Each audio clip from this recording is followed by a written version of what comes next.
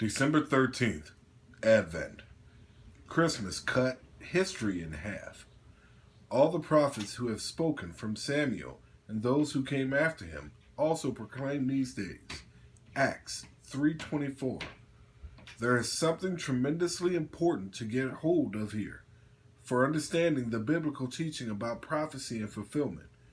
We often think of prophecy as relating to what is yet future or to what is now beginning to happen in the world. And we easily forget that what is past for us was future for the prophets. What we need to remember is that with the coming of Jesus Christ into the world, the days of fulfillment proclaimed by all the prophets began. And ever since the first Christmas, we have been living in all those days, the last days foretold by prophets, and not the 21st century. The last days in AD 1, this is uniform New Testament witness.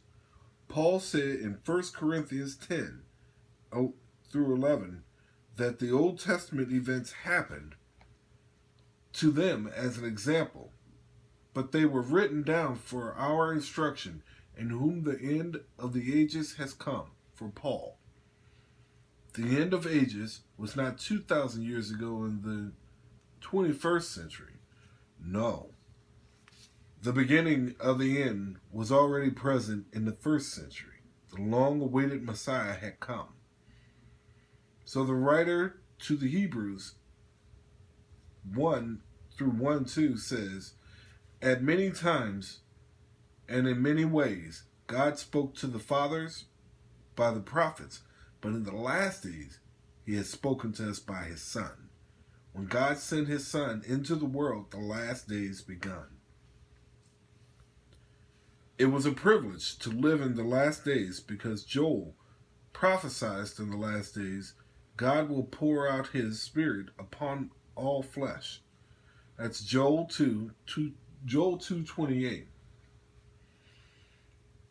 All prophets looked forward to the day when Messiah, the son of David, the king of Israel, would come. For that would be the day of the great blessing for God's people. And now has come, his kingdom has been inaugurated, and we live in an age of fulfillment. What we anticipate in the future of Christ's second coming is not something completely new, but rather the consummation of the blessings we already enjoy, because the promises have begun to be fulfilled in our lives. Christmas cut history into two ages, the age of promise and the age of fulfillment. So when Peter says in Acts 3:24, all the prophets proclaimed these days, we see that he means the last days, Hebrew 1:2, in which God has spoken to us in his Son, the days from the first Christmas to the time of consummation yet to come. This is where we live. The already fulfillment is massive. Incarnation, crucifixion, atonement, propitiation, resurrection, ascension, heavenly reign, intercession, and outpouring of church, New Testament scriptures, prayer in Jesus' name, joy unspeakable, and purchased certainty.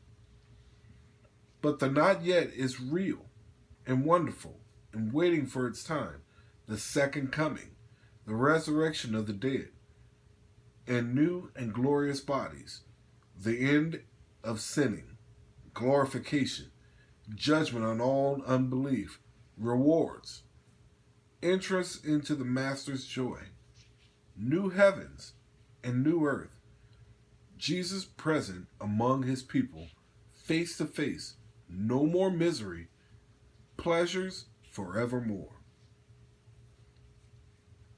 Christmas split history, foretaste of the future abound. Drink deeply on what he achieved for us and be filled with hope for all that is coming. That's what Christ is. He just split the history in half. He gave you an opportunity to see that he was here and he is coming again. That's what Christmas is. It's the birth of Christ, the renewing of a relationship of a father and son, an opportunity for you to save your life, your soul. Because as I said before, and the word tells us, he is coming again for his sons and daughters. Will you be there? Will you be able to look him wholly in the eye? Are you worthy to look him in the eye? Ask yourself this. We'll discuss more tomorrow. Thank you.